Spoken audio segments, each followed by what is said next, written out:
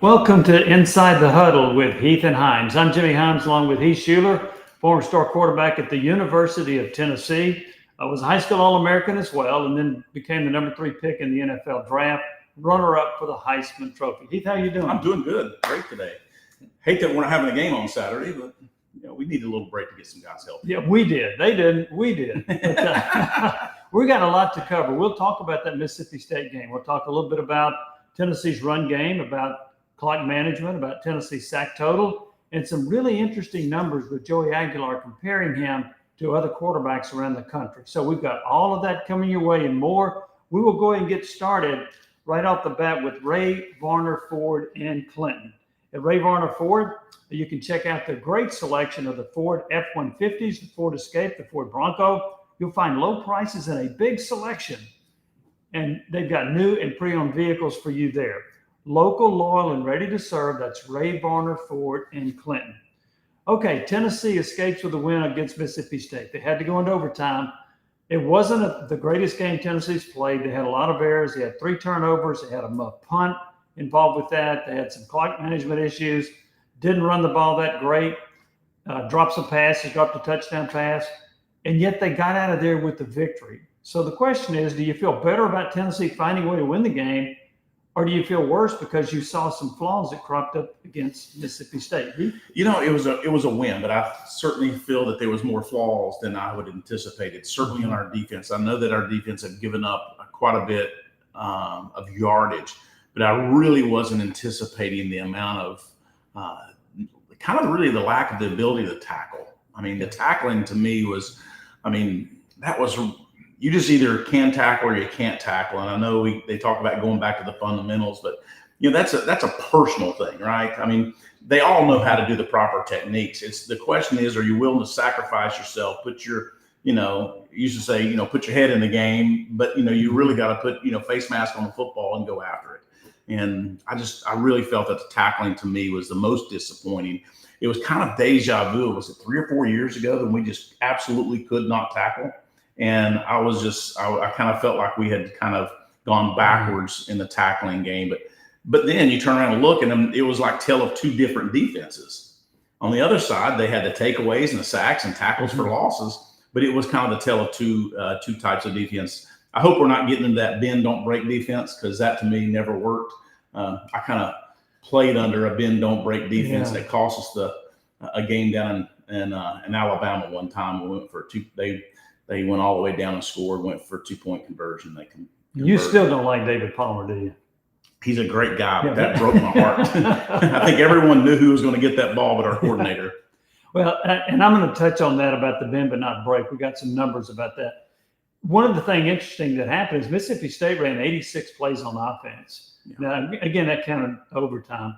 But what happened was Tennessee muffs a punt, and so that takes away a possession.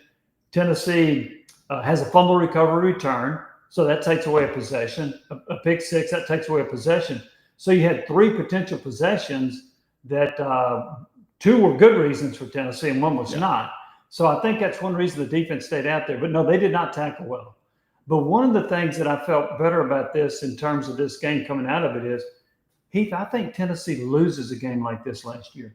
I think so too. And the year before. And they found a way to win, even though they didn't play that well. So the ability to find a way to win when you're not doing so great kind of encourages me going forward. Yeah, and that kind of that's the character of the players, right? I mean, you and the coaching staff, that you really feel that when you got players on your team that they're not as good at guys, you always feel like they always find the worst, and then they start complaining. Then they're complaining on the sidelines, and they're complaining in the huddle. And that kind of carries out. We always just call it cancerous throughout the team.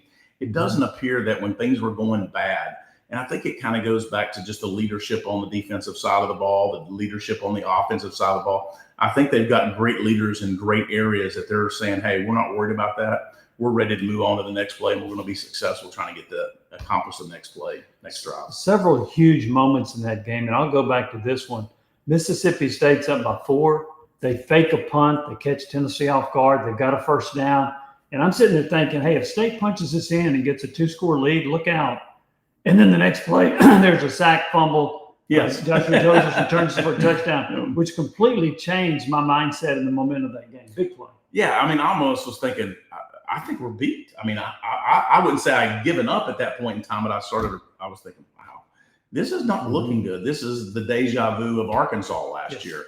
And but they found a way to be able to come back from that, and that's the sign of good character, good players, and the attitudes of which they have. And it starts at the very top. I think Coach Heupel believes, his staff believes, and it kind of goes all the way down to all the players. They believe that they didn't give up.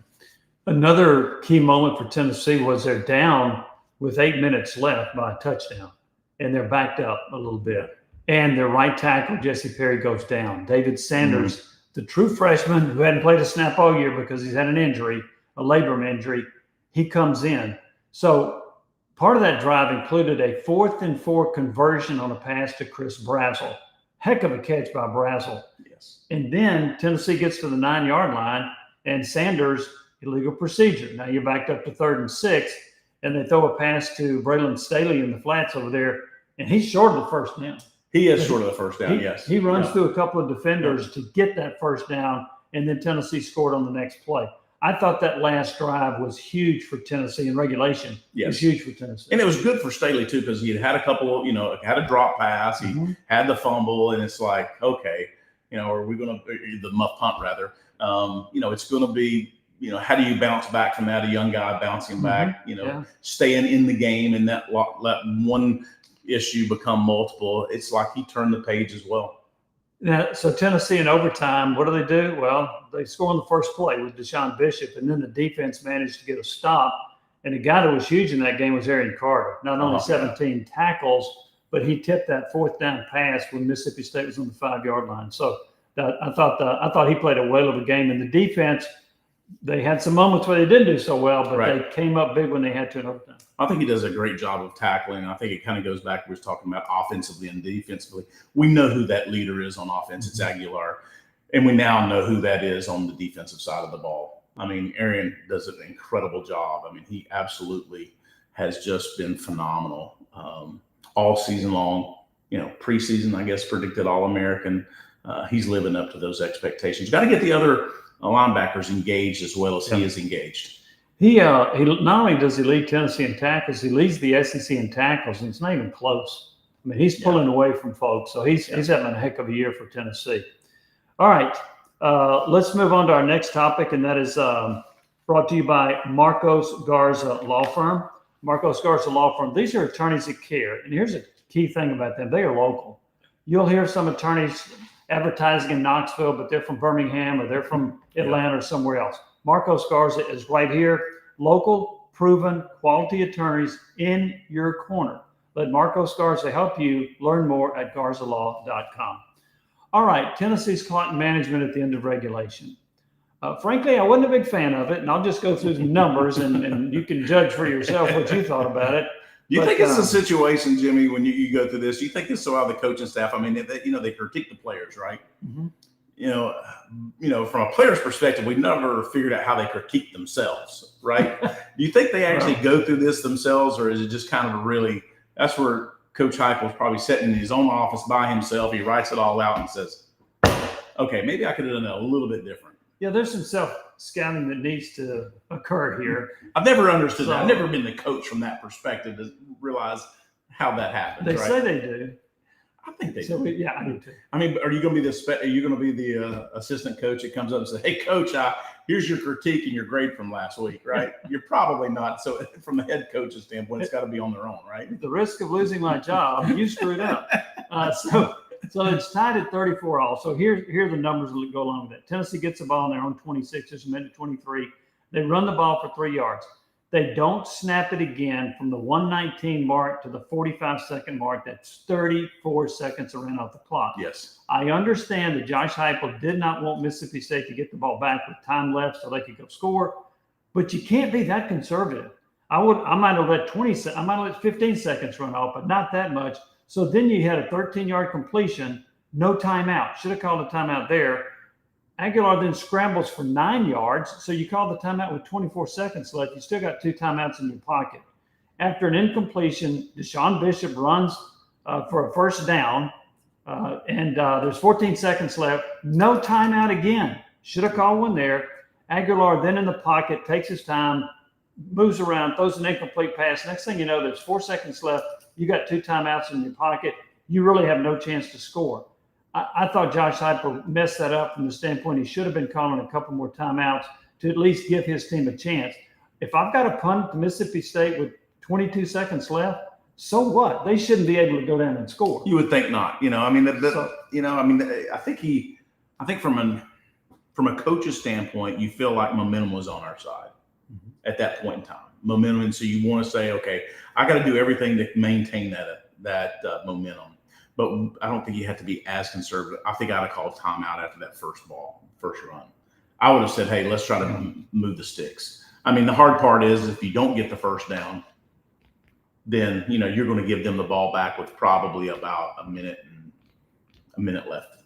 Well, it should be less than that, actually. It depends on how you do it. Well, they may have some turn timeouts too, though, right? I mean, yeah. At that point in time, you don't get it, then they're going to start calling some timeouts, and they had some to spare. So after the first snap, it ended 119. I would have run a play at about 55 seconds.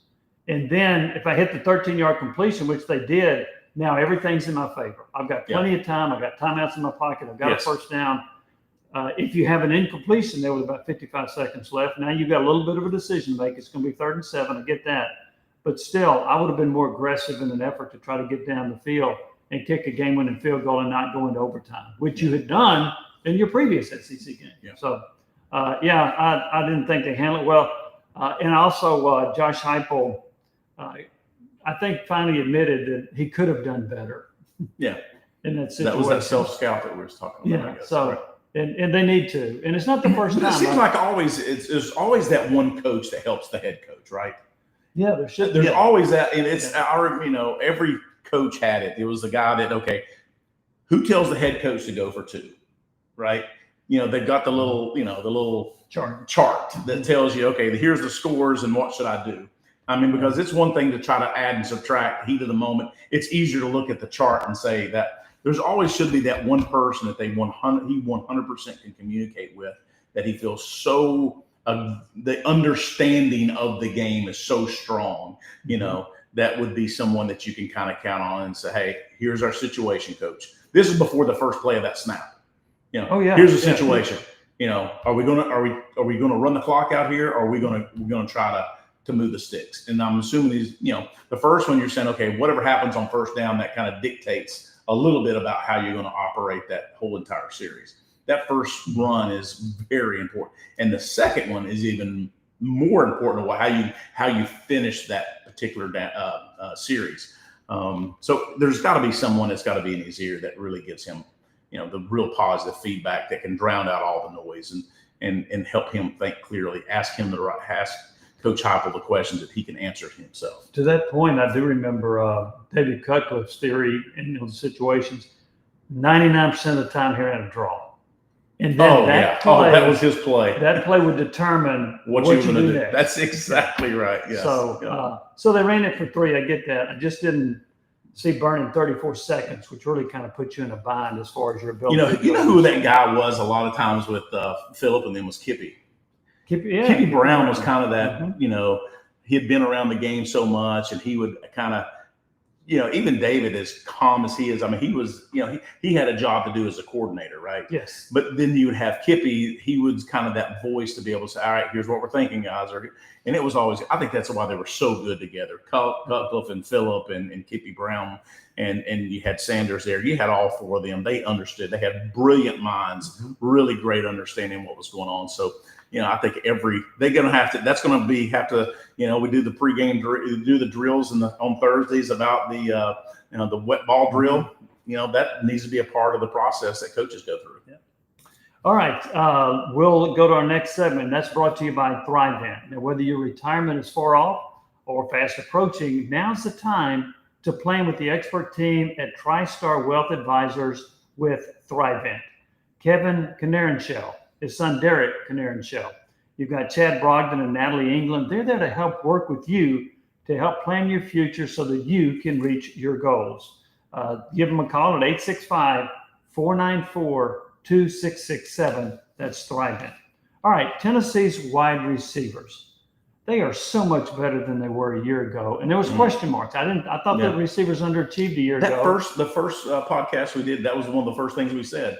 We had question marks in 2 areas on offense: wide receivers, question mark; offensive line, question mark. Correct. I think both of those have been answered. They have been, absolutely. And so here, the numbers from a year ago. So you lost your 3 leading receivers from last year in terms of yards gained. Brew McCoy had 39 catches, 472 in yards. Spurrier White, 34 for 381. And Dante Thornton, 26 for 661 yards. He averaged 25.4 per catch. Chris Brazzell last year, 29 catches, 333 yards. So what's he done so far this year in 5 games? 5 games. 5 games. 5 games. Yeah, 31 catches, 531 yards. He's already exceeded his yards total by about 200. He's exceeded his catch total, and he leads the nation with 7 touchdown catches. Then you got Braylon Staley, 25 catches, 322 yards, 2 touchdowns. Mike Matthews, 22 catches, 370 yards, 16.8 yards a catch, 2 touchdowns. So Heath Shuler, my question to you: how much of this is individual improvement by those receivers, and how much of it is having a better connection with the quarterback, Joey Aguilar? Well, I think the ability for Joey to get the ball in different areas of the field, I think, really helps. When you're just getting the ball to the outside edges, where the last 2 years we've been throwing the ball to the outside edges, it's a whole lot easier to cover. Because first of all, the biggest defender on the whole field is the sidelines in the back of the end zone, right? So those sidelines helps the defenders. So having the ability to throw it over the middle certainly helps. I think they're connecting. I think they're on the same page. That's part of it. But some of these same, they couldn't get off the ball last year, some of them. Now, what are they doing? They're getting off the ball. So that means their offseason was really strong, how they were actually matter of fact, we were having lunch. The South boys, we call us, had lunch today. And my friend Neil, we were talking about how much improvement we had in the wide receiver core, just, and kind of asked that same question, what's happened? And, they just seem to be playing at such an elite level right now. Certainly with 7 touchdowns in 5 games, that's pretty strong for a guy. Well, and the other thing is Aguilar has been more accurate than Nico Iamaleava. The other thing is he throws a much more catchable deep ball. He gives his receivers throws errors. He does. And so Brazzell's gone up and caught some. Now, one of them against Mississippi State was a bit of a questionable offensive pass interference. I didn't think that was a good call. That was such a bad call. So, but he gave Brazzell the chance to catch it. Yeah. And so it should be 8. It should be 8. But that's the thing I like so much about Aguilar and the receivers. And the receivers, no question, they are better. They're playing with more confidence too. Yeah. Oh, yes. Well, when you're catching the ball like that, you do have confidence, right? And you have the ability that you're going to catch it over the middle. Last year, if they ran across the middle, I'm sure by the end of the season, like, there's no way this ball's coming to me, right? Yeah. So you're like the decoy.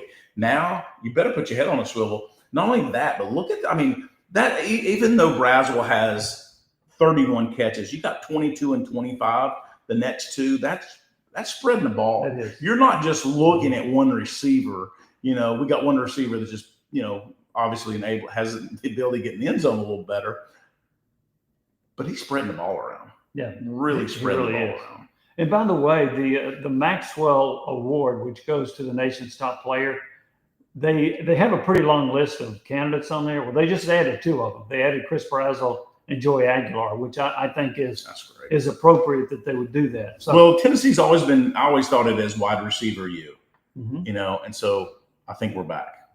Well, and it's kind of funny. The running backs coach, Darrell Sims, spoke at the quarterback club, and he said growing up, he thought of Tennessee as running back you. So and he went. It's really quarterback you. We just have. Well, there you go. That's right. Yeah. So let it. And one other thing, I want to bring this up. I've seen this before, and I want to see if you think a part of this is taking shape. The first year I ever covered Tennessee was 40 years ago. Tony Robinson got hurt. Darrell Dickey came in, and those players were determined to not let Darrell Dickey fail. Yeah. 1998. Tennessee's just lost the very first pick of the draft, Peyton Manning. The next year, it's T. Martin. Those players were convinced they were not going to let T. Martin fail. I wonder if some of that's going on with Joey Aguilar. I think the think Miles so. Kitselman's comments at the end of the spring, whenever Nico bolted, Yeah, oh, that was strong. Yeah. and he came out and made a comment about, we've got what we need here, we'll be fine. I think this is a team also that's rallied around Aguilar, who's performed very well. Yeah, and he came in the right way. I mean, he really did. He come in, they saw his work ethic. They, very humble guy. I mean, Nico was a quiet kid. What happened to Nico was a lot out of his control. With parental control. Yes, parental control, But I mean, Joey's done it so well in how he's come in, handled himself, work ethic, taking responsibility for some of those plays. I mean, look, I always say, 2 hands, you catch it, 2 hands hit the ball, catch it, right? But no, he said, I've got to have better ball placement, and that's the type of leadership that you want. Now, the coaches, the tight end coach, still going to say, hey, you still got to catch this ball, right? Yeah. But in quarterback coach will always say you got to have better ball placement. And that's what he's taken. He's taken that leadership and maturity that Joey has just been really phenomenal. And I think you're right. They don't want him to fail. They're like, he's our guy. And I think some of them were offended that Tennessee's over-under win total was 8.5, that they were picked 11th in the SEC by some folks. Yeah. I think they saw that. I think there was a chip on It's their kind of a shoulder gut check too, right? You Yes. say they don't think that we're worthy of where we need to be, and we think that we're better. That I think the coaches took that the same way the players took it. I'm sure that behind when the doors were being shut in those team meetings, I would be willing to bet there was a lot of articles that was going up on the board and comments, and coach was saying, "Hey, are you going to prove them wrong, or do you want them to be right?" And I think that this team's wanting to prove to everyone that they're an elite team in the SEC. We've got our work cut out for us. Still a lot of ball to play. It's not over yet, but we know now that we can play with the best in the country. Well, and I'm reminded when you bring that up of so I went to Kim Caldwell, the Lady Vols basketball coach, for press conference, and they were 24-10 last year. They beat UConn, the eventual national champion. They made it to the Sweet 16. So somebody in the media said, so what's your message to your team this year about all the success you had? She said, here's our message. I'm going to remind them what people said about us entering last year, that we weren't going to be very good and we couldn't do this and that. That's what I'm going to tell them. So she's still got a chip on her shoulder. Exactly. So, yeah, absolutely. All right.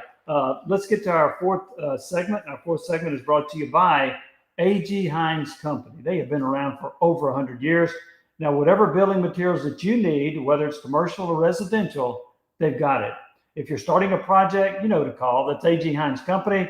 Albert started this company 105 years ago. A.G. Hyams Company, they've been selling building materials since anyone can remember. All right, I want to see if we can make sense of this. Tennessee's given up 29 points per game. They gave up 16 points per game a year ago. But they lead the nation in sacks at 21. So how do you balance the fact you're leading the nation in sacks? You also have a lot of tackles for loss, but you're giving up 29 points a game. I don't know how you do both of those. I mean, I guess it goes to show you that people want to throw against us, right? So that means they're throwing more often, more opportunities to make sacks, and they're putting points on the board. So we've got to do a much better job in the secondary. But I think against Mississippi State, it was, hate to just harp on the tackling, but make a tackle. I mean, make a tackle. Well, and part of that also with this defense, the defense has got 4 touchdowns. They got 3 fumble recoveries for a touchdown. They got a pick 6. So I almost think the defense being a little bit of feast or famine in that they're very aggressive. Yeah. And a lot of times it pays off in sacks or touchdowns going the other way. And then every now and then they don't get to the quarterback when they're pressuring, whatever. They leave a hole in the secondary. Yes. And then the team exploits it. So it's kind of a give and take. It's not, as you were talking about, like playing a prevent defense, it's not that. Yeah. Or the bend but not break. I think they've been aggressive, but sometimes it's backfired. But the end result being that you've scored 4 touchdowns and you got 21 sacks ain't bad. Joshua Josephs, who kind of is replacing James Pierce in that pass rushing role. He's got 4 sacks. Pierce a year ago had 7. Tyree West, a defensive tackle, Don Bailey, who plays tackle and end, and Caleb Herring have 3 sacks each. 8 other players have at least 1 or a half a sack. Wow. But I want to ask you about Caleb Herring. That number 31 coming off the edge, I mean, that guy, and he doesn't play that many snaps. No. and to have guy- 3 sacks already. Yeah. I mean, his stock has significantly gone up in the draft. Yeah. I mean, and you know, it's because he came out. I mean, he hadn't been out. Was he out 2 games or was he out 1 game? I don't Herring. I don't remember how. I don't remember. Yeah. So I mean, but coming in, not playing many snaps, and the way he actually his motor runs. I mean, he is laying it on the line every single play. He comes across that edge. He's hard to block. And the Yes. thing that he'll do is when he comes across that edge, that can open up somebody on the inside. Yeah, that's right. Because there's a huge hole there. But I've been very impressed with what he has done in a limited number of sacks. He's the guy that's helped contribute to these 21 sacks that Tennessee has. So, and one other thing too about Tennessee with the points given up, they're still without their 2 cornerbacks, Ricky Gibson and Jamar McCoy, who was a preseason All-American. But Colton Hood has played at a very high level. He's played at an all-SEC level. Without a doubt. He's done extremely well. You know, and our freshman hasn't played bad. I mean, it's just kind of putting it all together. It's one, you got to be consistent. As a freshman, that's when they exploit you. You're really good 3 plays, and then, something happened. You got confused, or you maybe not have been on top of your game for 1 play, and they exploit you because they're staying away from Hood now. They're going to try to find other areas, and our man-to-man play seems to be a lot better than our zone play at this point. Absolutely. Yeah, I agree with that. I think that was the case a year ago. One thing that happened with Redmond against Georgia targeted him 7 times, completed 6 passes for over 100 yards. But having said that, a couple of those throws, I don't know if Deion Sanders could have covered. That touchdown play on 4th and 7, I mean, that was a great catch, great throw. There's nothing you could do about that. Pass interference is about the best you could have on that one. Yeah, that's right.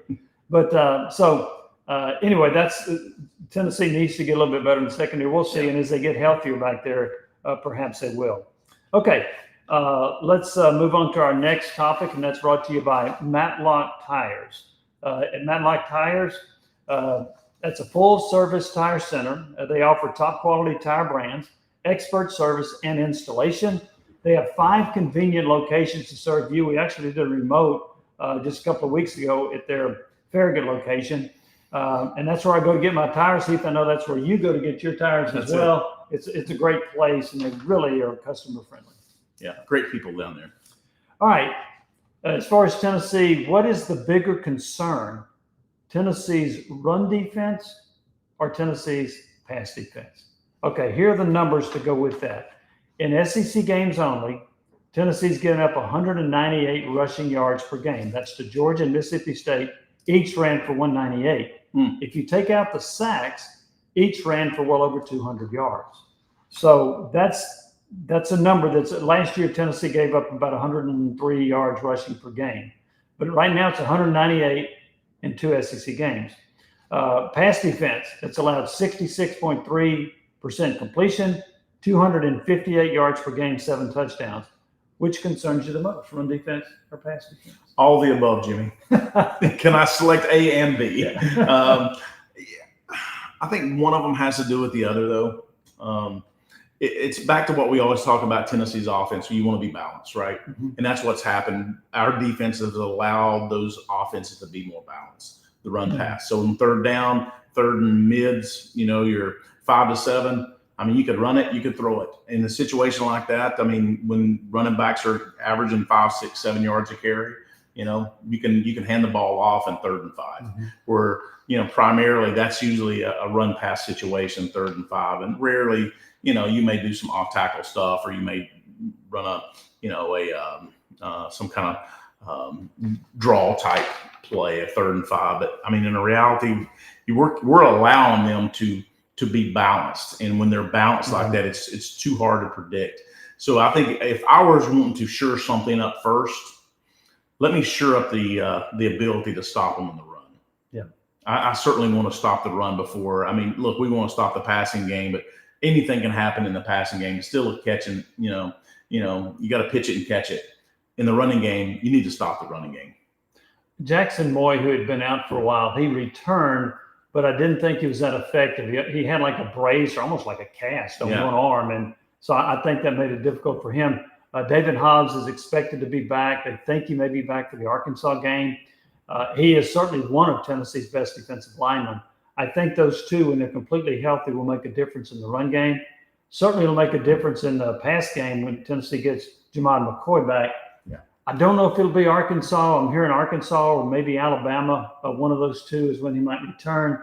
We'll see, but he could certainly help that secondary as well. So, and one other thing, too, I was going to say about the pass defense, you can't say, well, Tennessee's not getting any pressure on the quarterback because they got 21 sacks. So, although would you argue that, yes, they have 21 sacks, but the pressure is not always consistent?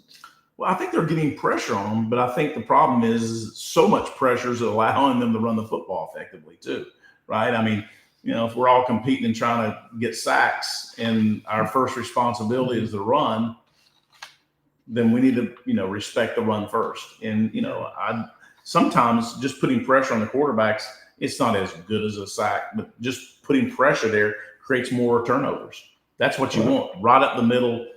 So that you got to stop the run first to be able to do that. Well, turnover or an incompletion. That's right. Which helps as well. So, we'll see going forward where Tennessee ends up with that. Okay, let's get to our next segment. Our next segment is brought to you by Home Federal Bank. That's where I do my banking. It was founded in Knoxville over 100 years ago. They've been serving this community with 23 branches in Knox County, in Anderson County, Blount County, and Sevier County. Home Federal is beholden to its local clients, a local bank established here. Home Federal serving customers diverse financial needs.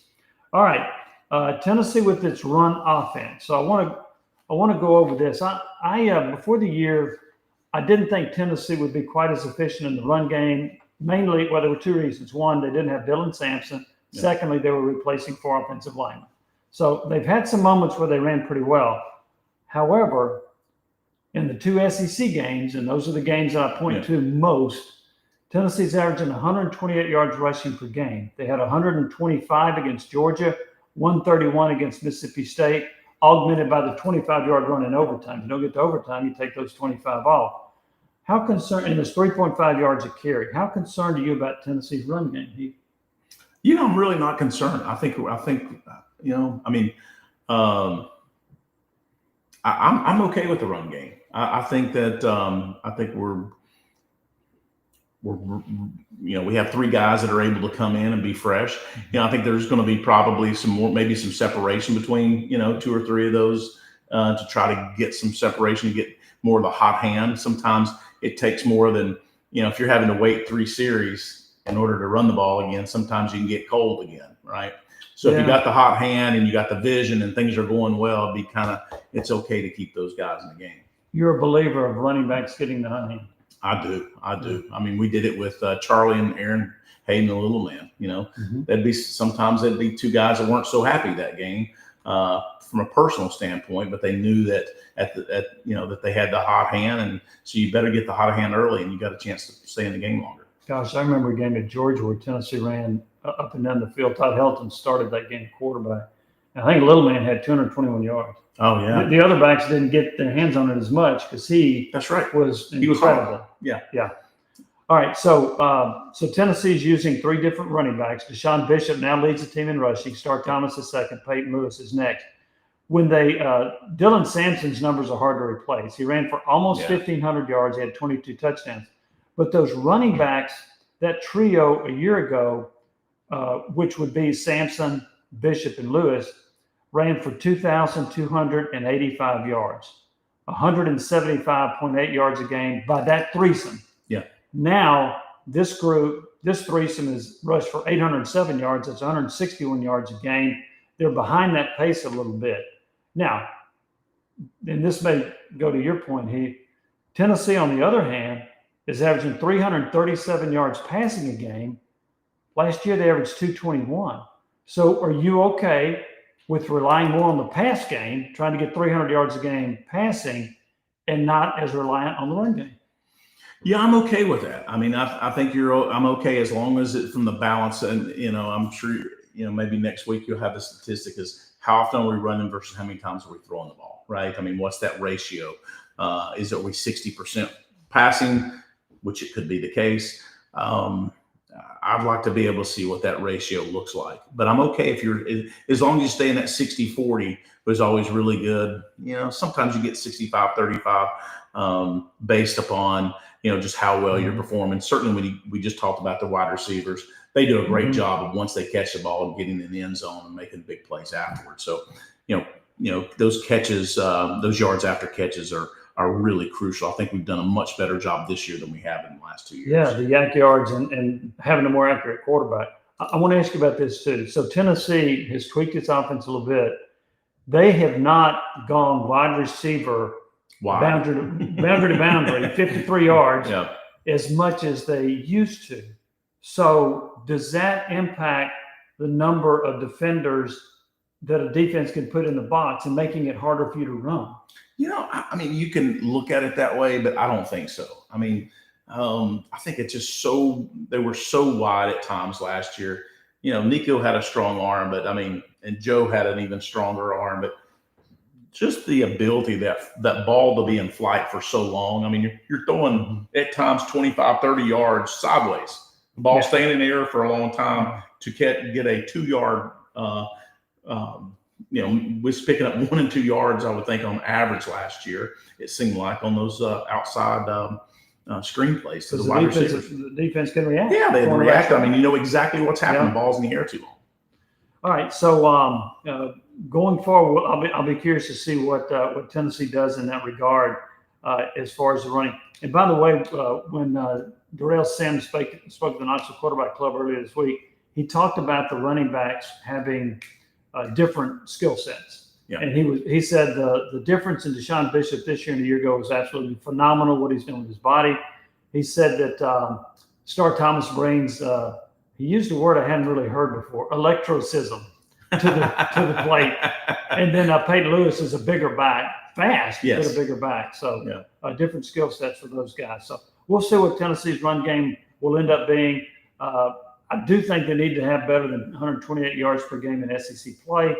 But the way they're throwing the football, you got to like where they are in that regard. So, all right, let's get to our next segment. Our next segment is brought to you by a company that you really like. That is General Insurance Services. They're located off Hardin Valley Road. That's where we were last week to do a remote broadcast. They offer senior discounts, great prices on car insurance. They offer auto and home building. You can get a quote in just 2 minutes. That's all it takes, 2 minutes. You can check them out.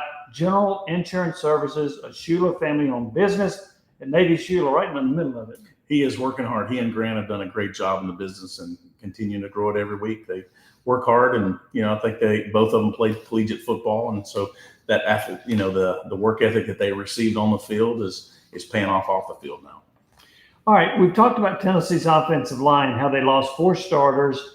A presumed starter at right tackle at the beginning of the year was a true freshman by the name of David Sanders, arguably the best offensive tackle in the recruiting class. He gets to Tennessee the week of the first game. He injures his shoulder, and he hadn't played at all until there were 8 minutes left in the Mississippi State game when Jesse Perry, the right tackle, went down with an injury. So Sanders goes in that last drive. It's a 13-play, 75-yard drive. He played 11 plays in that drive. He had an illegal procedure penalty on 3rd and 1 at the 9-yard line.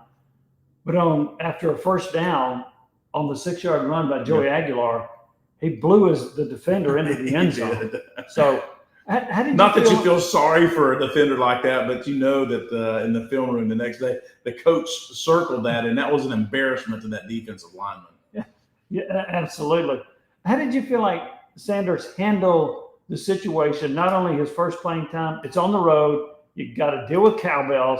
How do you feel like Sanders? Well, I thought he did a good job. I'm sure he would like to have had that legal procedure down. He'd like to have had that over, not have that issue.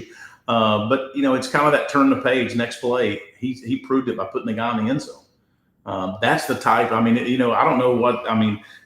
The coaching staff's doing a great job over there. Is how do they? Because that's the hardest thing to teach a player is to let the last play go when it's negative.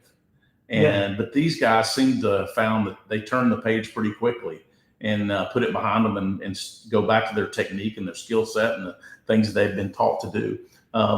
We all know that he's going to be one of the most, I don't know what the electrifying name would be. Electrocism. That coach used. But I mean, if an offensive right tackle has that, then he's got it. Well, here's what I saw in the illegal procedure. To me, it wasn't the cowbells. I saw Mississippi State stunt. And when they moved, yes, he saw that and he moved. Yep. And I think he learned from that. Yeah. Now, going forward, and by the way, I think it was the first play in which he was in, he pulled from right tackle and had a kick out block on the run. He did on the run play. Yeah. So that was pretty cool to see that. Would you start Sanders now and then move Perry back to right guard, Moy back to left guard, and take him out of the lineup? Or would you stick with your starting five right now and gradually work Sanders in? I think I'd stick with the starting five and gradually work him in, give him some more playing time, more opportunity. I mean, I don't to what extent that shoulder injury that he had, what is it like? I think that would be kind of determine the amount of time that he's playing. But I think it's best, especially a freshman like that. I think it's a lot better to work him in, give him a few more snaps. I mean, you can work out and you can run and do all those things when you're on the sidelines and you're not participating in the games. But there's nothing like a little bit of game conditioning before you're just thrown in there and having to play, 60, 70, 80 snaps. I don't know how Pro Football Focus grades offensive linemen. Okay, so they did not give him a real good grade. I saw him make several really good plays, but I think back to on Pro Football Focus when I was talking with Tim Irwin about offensive line play. He said, "Who's grading him? Is it some 8th grader from Macaulay High School? Who is it? I want to know who's grading him." Because there were times when he felt like the offensive lineman played well and Pro Football Focus didn't give him a good grade. Yeah. I won't trust Tim Irwin in that. Yes. But he was like, I want to know who's grading that because, sometimes you'll see that. It's not, we'll just say he's not the Bible. Okay. It's a projection. That's right. It's a projection. Yeah. Yes. So, all right, we'll see. I can hear Tim say that now. Yeah, he was a little concerned about the authenticity of the Pro Football Focus grading. So, all right, let's get to our next segment, and that is brought to you by Gambuza's Barbershop. We're actually going to be there twice this month, but Gambuza's Barbershop is the undisputed leader in the Knoxville market. They offer a barbershop experience that redefines men's grooming. They set the standard for quality and style, from precision haircuts to shaves. They are located on North Shore and really convenient location. Gambuza's Barbershop. Men belong here. Okay, I'm gonna jump to something I saw about quarterback rating before we started our podcast, and I thought it was really interesting. Now, this comes from Bleacher Report, and there was one other outlet that had it, but they rated the top 10 quarterbacks in the SEC. Now, there's one quarterback I'd have higher, but we'll discuss that. The number one rated quarterback in the SEC is Diego Pavia of Vanderbilt. When's the last time a Vanderbilt quarterback? Maybe Jay Cutler would have been ranked higher. Okay. Number 2, Ty Simpson at Alabama. Had a rough start against Florida State, but he's been incredible. Had a 2-game stretch where he completed almost 90% of his passes. So can I ask you a question? Who did this? Who was is it back to authenticity? I mean, the grade. It was an 8th grader from Macaulay. Yeah. So okay. I don't know. I have followed Bleacher Report. I don't remember the guy's name. I did see it, but I don't recall who it was. Trinidad Chambliss at Ole Miss.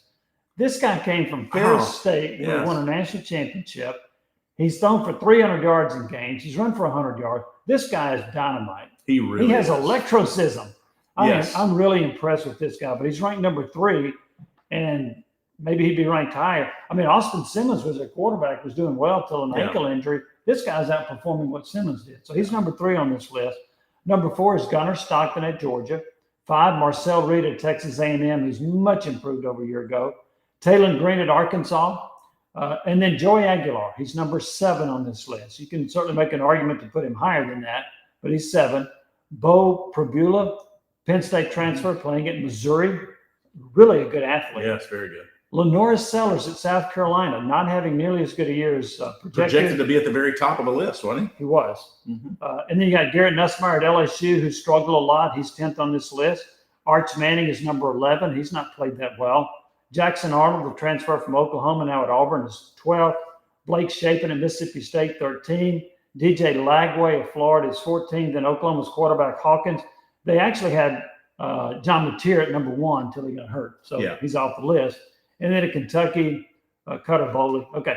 So it's almost like they flipped completely, right? I mean, in the beginning of the season, if you looked at that list, they said, oh, no, they got it backwards, with the exception of maybe a couple of players. But in reality, I mean, Nussmeier, Manning, those guys, you would have all thought that they would have been Lagway, you'd have thought all those would have been at the top of the list. So I looked at this list and I took the worst rating of a quarterback to their current rating. Joey Aguilar from 12 to 7. Diego Pavia early in the year was ranked 8. He's now 1. Ty Simpson was ranked 13th after the Florida State game. He's now ranked 2. Chambliss was unranked for several weeks. And then when he showed up in the ranking, he was 11. Now he's 3. Gunnar Stockton went from 13 to 4 at Georgia. And Prabula at Missouri went from 14 to 8. Now, the flip side of that, Lenoris Sellers had a high ranking of 2. He's now 9. Manning had a high ranking of 1. He's now 11. Nussmeier, a high ranking of 1. He's now 10. And DJ Lagway went from 4, his high ranking, to 14. So I thought those numbers are pretty interesting. As you talk about it, it's kind of flipped from what was projected. Now, these numbers I thought were very intriguing. How much of it, I mean, when you look at it, I mean, I would assume statistically is what they kind of almost look at those, Vanderbilt quarterback had 5 touchdowns last week. I mean, if you look at it, it was probably there's much about statistics, but there's sometimes if you look deep into what they're playing and how they're playing and who they're playing, I think that list would be a little bit different if I was choosing. I would certainly think that our quarterback Joey would certainly move up. I think he's in the top 5, if not the top 3. So here was a stat that I found very intriguing, Heath. I'm going to run this by you. This also came out of a Bleacher Report analysis. Joey Aguilar in play action passes, and that's 60% of the snaps that he's taken. He is first in the FBS in dropbacks, 100, passes attempted 94, which means he had 6 sacks or scrambles. Completions, 70. 70 of 94, 1,097 yards, 10 touchdowns. His overall grade on play action passes is 5th in the nation at 91.4. He's had only 1 interception. Not play action. He's a 50% passer. Not a 74% passer, 50%, 368 yards, 3 touchdowns, 4 interceptions, and his grade is 68.7 compared to 91.4. Why is there such a significant difference in Aguilar's play action efficiency versus non-play action? I don't know if it's as much offense we talked about. Am I satisfied with how Tennessee's running the football? I think it gets back to their defenses are actually honoring that. So it could be the ability. I don't think it's the quarterback. I mean, in reality, oftentimes those numbers are a little bit more reversed because you're taking your eyes off the defensive team. Right? You're taking your eyes off of it. Now, a lot of our shorter passing game, now take those same numbers and what is those, under 5, under 10 yard, under 5 yards, what that completion percentage is under the 5-yard mark in play action. Were you a better play action passer than you were without play action? I just rather run the football. You mean you run it? Yeah, me running back run it? Me run it. All right. No, I like to drop back. I did not like, a deep drop back. I wanted to be quick, right? I wanted to be quick. I didn't want to, the 7-step drop stuff was not for me. I don't like that at all. And sometimes that's, the play action, I think, is good as long as you're running the football. But, I played for a couple of teams in the league that we'd play action and we never had 100 yards rushing in a game, right? I mean, it was really bad. So why play action? They were honoring the play action. Play actions, as long as you have the ability to run the ball, play action is wonderful. If you don't have the ability, then you're just fooling yourself, not them. So in play action, you take your eye off the defense momentarily for fake handoff. Yeah, now the run pass option they're looking at a little bit more. They don't turn their back as often, but they are kind of keeping their eyes upfield a little bit more than we would have back. So if you go back to the play action where you're faking the handoff, does that limit your reads? In other words, no, it's the same thing. Same reads, even though you're taking you off the second. Yeah, and like our run pass options, which I would assume is a large percentage of that. That's true. I would assume that you're keeping your eye on the defense. I mean, you're basically saying I'm going to hand it if it's a true read. If he comes, the defender comes up the field, or if you're reading the defensive end, or you're reading the linebacker, the protocol is based upon whether you give it or choose to throw the ball. Well, I thought those numbers are really eye-popping. That is. That's a lot. That's a big difference. Yeah, it is a big difference. So, Arkansas, look out. When Tennessee runs play action, you're in trouble. Yeah. Oh, Arkansas is in trouble anyway. Obviously, they fired their coach, St. Pittman. But do you think that hurts them? I think come after teams that always, that lost their coach. And this is our discussion at lunch today, too, that we had was, that's always, it seems like, they kind of rally around another coach. Well, here's what I see in that regard, and we'll dive into it deeper next week.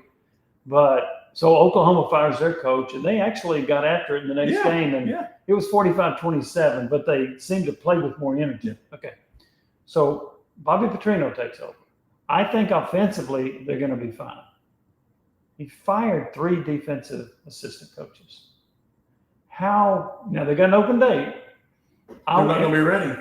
And their defense against Notre Dame in the first half, they did not give effort. I watched that game. Yeah, that was an effort. Yes. They tried in the second half, but it was too late. Yeah. They'd already given up 42 points.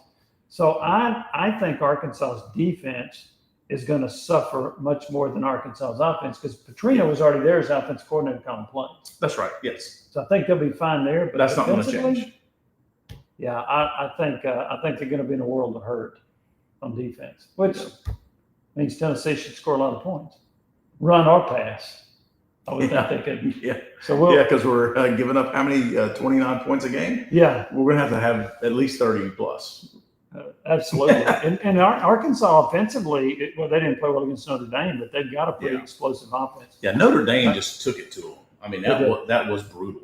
I mean, and they gave up. Those kids quit. I mean, they really did. And that's a part of why Pittman got fired. Yeah. I think that those players. We talk about how you don't want one loss to become 2. Yes. I think when Arkansas blew that game to Memphis, when a running back fumbled inside the 10, when they were setting up the game-winning field goal, and they blew that game, I don't think they recovered.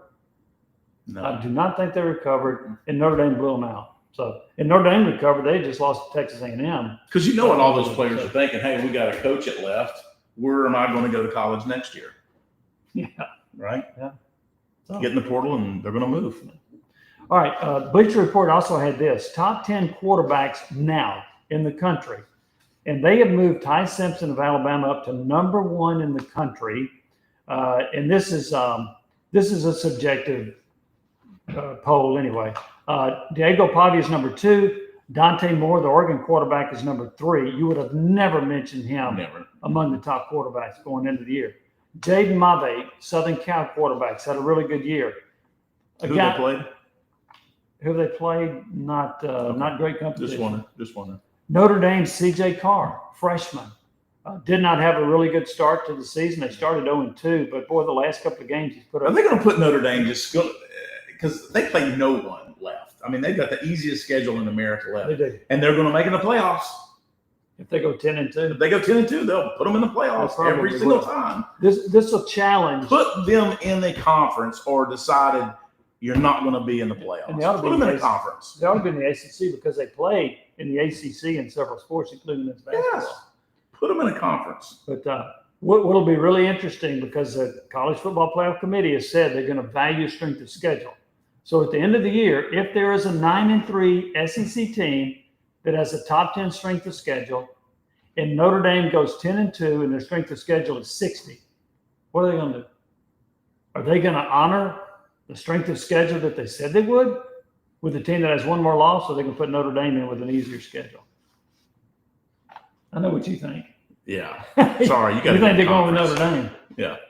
Number 6 on this list, and nobody would have had this, is Trinidad Chambliss at Ole Miss. Then you got Taylor Green at Arkansas. Francisco Mendoza of Indiana. Never saw this coming. He was at California. He had okay numbers, nothing significant. He goes to Indiana and he's lighting it up. He's had a 21 for 23 game. He had another game that had a similar completion percentage. He's been terrific.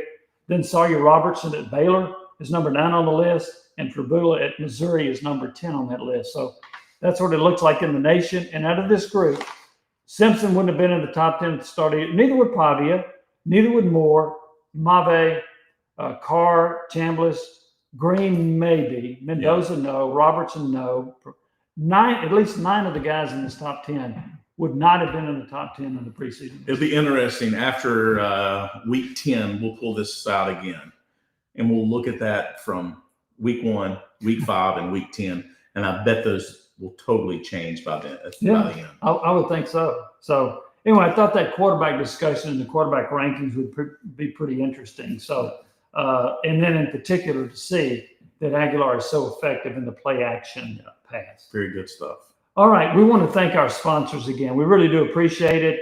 And that includes, again, Boozer's Barbershop. It includes General Insurance Services, Home Federal Bank, Matlock Tires, A.G. Hines Company, Thrivent, Marcos Garza Law Firm, and Ray Warner Ford in Clinton. We appreciate you turning in. We appreciate you listening. And we'll be back next week to preview the Tennessee game against Arkansas. And that kickoff is going to be at 4:15. So for Heath Shuler, I'm Jimmy Hyams. We'll see you then. Thank you for listening and watching Inside the Huddle with Heath and Hyams.